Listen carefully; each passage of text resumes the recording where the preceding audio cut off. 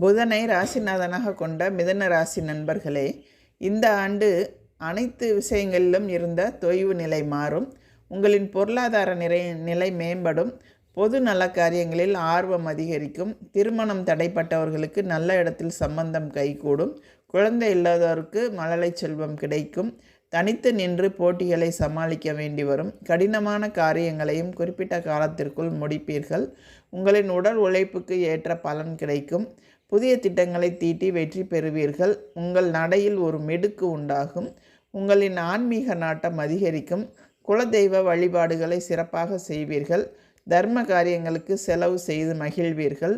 சிலருக்கு நல்ல குருநாதரிடம் தீட்சை பெறும் பாக்கியமும் உண்டாகும். குடும்பத்தில் குதூகலம் நிறையும். மகிழ்ச்சி தரும் பயணங்களை மேற்கொள்வீர்கள்.